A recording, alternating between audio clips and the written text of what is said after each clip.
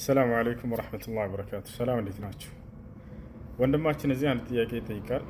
ምን ይላል? ከኢሻ በኋላ ስላለ የሱና አሰጋገድ ንገረኝ፣ እስከ ሌይሉ ማለት ነው። በአላህ ትለፈኝ ይላለሽ። ከኢሻ ሶላት በኋላ መጀመሪያ ባዕድያ 2 ረካ ትሰግዳላችሁ።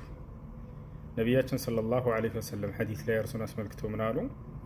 መን ሰላ ፊል የውሚ ወለይላ 12 ረክዓ በነላሁ ለሁ በይተን ፊል ጀና አሉ።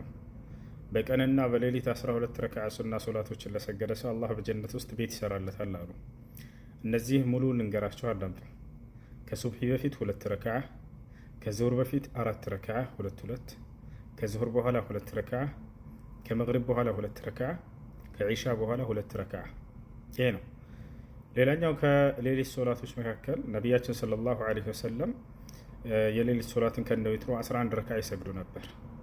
እናታችን አይሻ ረዲየላሁ ዐንሃ ስትናገር ምን አለች? ማ ካነ ነቢዩ ሰለላሁ ዐለይሂ ወሰለም የዚዱ ዐላ 11 ረክዓ ፊ ረመዳን ወፊ ገይሪ ረመዳን። ምን ማለት ነው?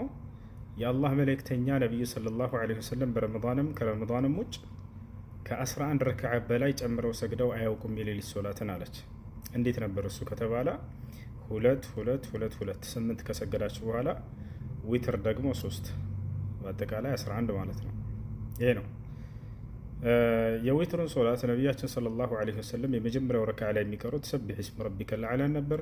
ሁለተኛው ረክዓ ላይ ቁል ያ አዩሀል ካፊሩን፣ ሶስተኛው ረክዓ ላይ ቁል ሁወላሁ አሐድ። ከቻላቸው የምታደርጉ ሱና ነው። ያልቻለ ግን ይቻላል መቅራት ይችላል፣ ችግር የለውም። ይሄን ይመስላል። አሰላሙ አለይኩም ወረሕመቱላሂ ወበረካቱ።